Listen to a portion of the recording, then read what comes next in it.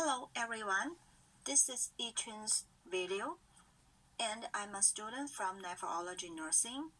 For today's video, I will give you a brief introduction of Tankoff catheter, the double cuffed coiled tip peritoneal dialysis catheter. This is the most widely used catheter for chronic peritoneal dialysis.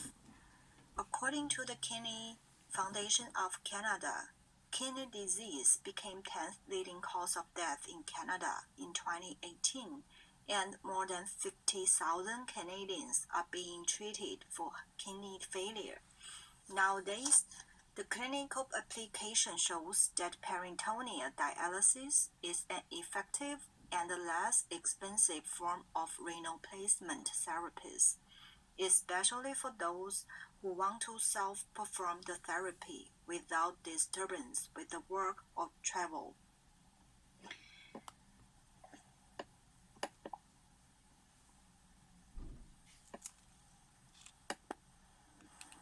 In this video, I will talk about the advantages and disadvantages of the catheter, the preparation before insertion, pre-operative and post-operative care, and the long-term care of the access site. The catheter, which shown on the picture, is the tube that carries the dialysis solution into and out of abdomen. The double-cuffed coiled tip Tankoff is the most widely used catheter throughout the world, and is the prototype for almost all of the recently developed catheters.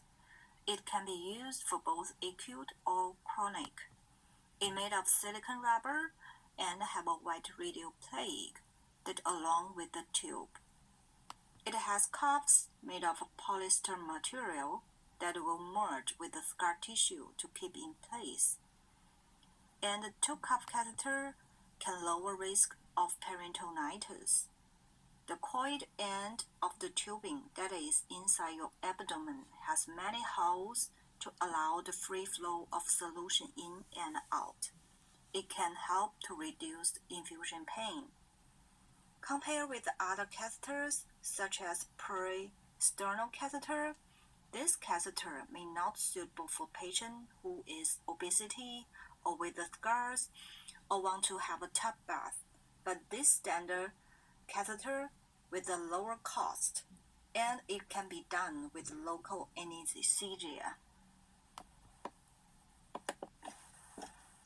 Before insertion, you need to do full assessment to exclude hernias and consider repaired hernias during or before PD catheter insertion.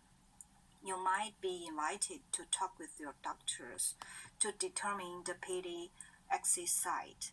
The principle for the access site is should be visible to the patient to perform daily access site care and should not be buried under the penis. Before operation, normally calcium and iron supplement may be discontinued up to 1 week to prevent constipation, and you need to take some laxatives as prescribed by your medical team. Also, you have to clear your bowel before catheter insertion and always afterwards. You have to take antibiotics 1 hour before the catheter insertion procedure. For sure, you have to monitor the labs like INR, CBC. If you take blood thinner, you have to hold as your doctor's suggestion.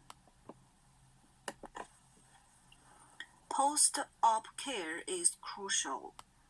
The access site dressing remains 7 to 10 days to minimize bacterial colonization, and the catheter tubing needs to be immobilized to prevent trauma on the site. We have to do flush to check catheter patency. If you need to do dialysis earlier than scheduled, you may start with the automatic peritoneal dialysis with the low volumes and a supine position to prevent leakage. Skin around the catheter should be kept dry until it is well healed, about 10 to 14 days, and you should not take a shower or bath or go swimming during this period of time. These water salts are not sterile and can cause an exit site infection. While healing, you should not exercise too hard or do much lifting. The site should be completely healed at 4 to 6 weeks. You have to prevent or treat constipation because straining to move your bowels can increase the chance for hernia and will cause catheter function problem. Your healthcare team may recommend a high-fiber diet along with the right amount of fluid to help you passing stool easily. Your PD nurse will teach you how to keep your exit site and catheter clean. Keeping this area clean will lower the chance of skin infection as well as infection inside your belly. The following is general guideline and you can find on National Kidney Foundation website. The guideline of exit care is aimed to reduce the chance of infection, either acute or chronic site infection or peritonitis. The peritonitis is the potentially life-threatening infection throughout your body, but you can help prevent peritonitis by following the guideline, which show on the slides. Thank you for watching this video. Hope it helped.